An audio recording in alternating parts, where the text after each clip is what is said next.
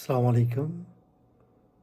মোহাম্মদ রহমান, ভালোবাসি বাংলাদেশ, ডিএফডব্লিউ টেক্সাস থেকে বলছি। আজ ৯ ফেব্রুয়ারি ২০২৬, আর ৩ দিন পর ১২ই ফেব্রুয়ারি ২০২৬, ৫৪ বছরের বাংলাদেশের ইতিহাসে একটা নির্বাচন হতে যাচ্ছে, যে নির্বাচনের জন্য বাংলাদেশের কোটি কোটি মানুষ বসে আছে, আশা করছে এটা একটা সুষ্ঠু নির্বাচন হবে। এই নির্বাচনের আশায় বাংলাদেশ এতদিন ছিল, কারণ ১৯৭০ সালে বাংলাদেশ তো ছিল না, তখন পাকিস্তান ছিল। তখন একটা নির্বাচন হয়েছিল, যে নির্বাচন পাকিস্তান সরকার সুষ্ঠুভাবে করিয়েছেন, এবং তাতে আওয়ামী লীগ বাংলাদেশ দল সংখ্যাগরিষ্ঠতায় জিতে নির্বাচনের জয় লাভ করেন। এরপর বাংলাদেশে ৭১, ৭২ একটার পর একটা বহু নির্বাচন হলো, কিন্তু সত্যিকারের বাংলাদেশের মানুষ নির্বাচন করতে পেরেছে বলে মানুষ মনে করে না। গত ১৬ বছর তো বাংলাদেশে কোনো নির্বাচনই হয়নি। যাক, আজ আমরা যে নির্বাচনে আশায় আছি, বাংলাদেশে এখন মানুষ আশা করছে যে এই নির্বাচনের মাধ্যমে বাংলাদেশের জনগণ একটা সরকার, তাদের পছন্দনীয় সরকার পাবে। মানুষ আশা করছে তারা সন্ত্রাস থেকে মুক্ত পাবে। চুরি, ডাকাতি, রাহাজানি, অত্যাচার, চাঁদাবাজি, ব্যাংক লুট,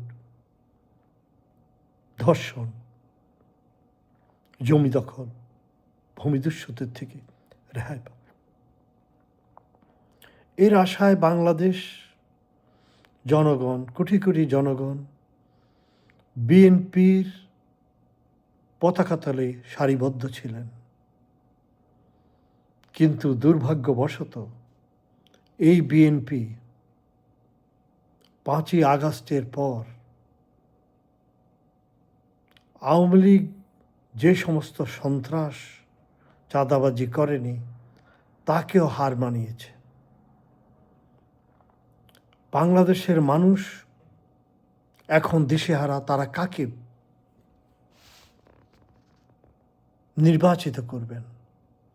তাদের বড়ই আশা ছিল তারেক জিয়া এসে বাংলাদেশে করবেন, কিন্তু দুর্ভাগ্যবশত তারেক জিয়াকে বারবার আসার জন্য বাংলাদেশ জনগণ বলছেন, উনির মা মারা যাচ্ছেন, কিন্তু তারেক জিয়া বলছেন উনি বাংলাদেশে উনির ইচ্ছায় আসতে পারেন না। যাক, শেষ পর্যন্ত ভারতের অনুমতি পেয়ে তারেক জিয়া বাংলাদেশে আসলেন, এবং বাংলাদেশকে বন্ধক দিয়ে উনি ভারতের কাছে বাংলাদেশকে বন্ধক দিয়ে বাংলাদেশে আসলেন, এবং ওনার মৃত মাকে কবর দিলেন। কিন্তু দুর্ভাগ্যবশত তারেক জিয়া যে বিএনপি করেন, এই বিএনপি জিয়াউর রহমানের বিএনপি না, এটা খালেদা জিয়ার বিএনপি না। এটা এখন চাঁদাবাজ, সন্ত্রাসী, ভূমিদস্যু, ব্যাংক যারা লুণ্ঠন করেছে তাদের বিএনপি। বাংলাদেশের মানুষ, আমার আত্মীয় স্বজন যারা সবাই বিএনপি করতেন, তারা এখন হতাশ। তারা এখন নতুন দলকে চিন্তা করছেন, এইবার তারা অন্য কাউকে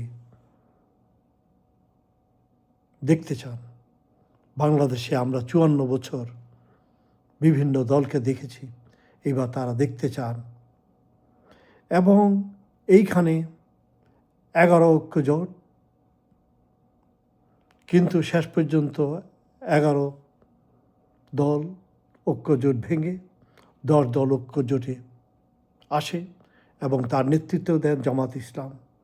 বাংলাদেশের মানুষ এখন সবাই দেশে গ্রামে গঞ্জে সবাই জামাত ইসলামকে ভোট দেওয়ার জন্য তৈরি হয়েছেন। কেন বাংলাদেশের মানুষ জামাত ইসলামকে ভোট দিতে চাচ্ছেন? বিএনপির অত্যাচার, বিএনপির পাথর দিয়ে মানুষকে হত্যা, বিএনপির চাঁদাবাজি এবং তাদের ধৃষ্টতা, তারা মানুষকে হুমকি দিচ্ছে, হিন্দুদেরকে হুমকি দিচ্ছে, তোমরা কাদেরকে ভোট দিবা আমরা দেখব, ভোটের পর আমরা তোমাদেরকে বিচার করব।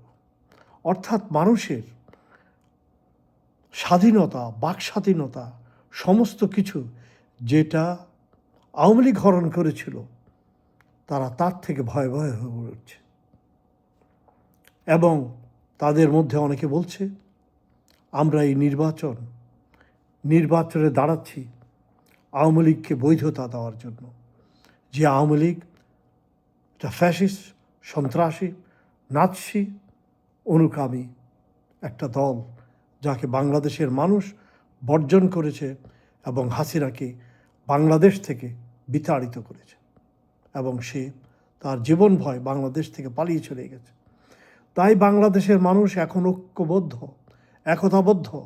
তারা এখন জামাত ঐক্য দলকে বাংলাদেশের এই নির্বাচনে জয়যুক্ত দেখতে চায় এবং আমরাও আশা করি জামাত এইবার জয়যুক্ত হয়ে বাংলাদেশের মানুষের আকাঙ্ক্ষা, বাংলাদেশের মানুষ যে বিচারের দাবি করছে, যে গণবিপ্লবের মাধ্যমে এই নির্বাচনকে বৈধতা দিচ্ছে, তার যেন সুষ্ঠু বিচার করে, হাদির বিচার করে, জুলাই আন্দোলনকে স্বীকৃতি দেয় এবং বাংলাদেশে নতুন শাসনতন্ত্র, নতুন সংবিধান এনে এবং এমন এক সরকার গঠন করবে যে সরকারের প্রধান নিযুক্ত হবে সরাসরি জনগণের ভোটে। তাহলে তাকে জনগণের সামনে সে দাঁড়িয়ে বলতে পারবে যে আমি আপনাদের সবার দ্বারা নির্বাচিত এবং আপনাদের জন্য আমি করব। তাই জনগণও তাকে প্রশ্ন করতে পারবে আপনি কার জন্য করছেন। তাই আমরা চাই বাংলাদেশের সরকার প্রধান একজনই হবে, প্রাইম মিনিস্টার হোক, প্রেসিডেন্ট হোক একজন, এবং উনি দেশের মানুষকে নেতৃত্ব দিবেন এবং জবাবদিহি উনিকে করতে হবে দেশের মানুষের কাছে। তাই আমি আগামী নির্বাচনে আশা করি জামাত ইসলাম ইনশাআল্লাহ জয়যুক্ত হবেন এবং শফিকুর রহমান বাংলাদেশের প্রধানমন্ত্রী হোক, প্রেসিডেন্ট হোক, কিন্তু আমরা চাই যে সংবিধান সুষ্ঠুভাবে করে উনি সরাসরি জনগণ দ্বারা নির্বাচিত হন এবং দেশের মানুষকে খুশি করেন। এই বলে আমি শেষ করছি। বাংলাদেশ ইনকিলাব জিন্দাবাদ। আসসালামু আলাইকুম। বাংলাদেশ সহস্র বছর বেঁচে থাকুক। বাংলাদেশ জিন্দাবাদ।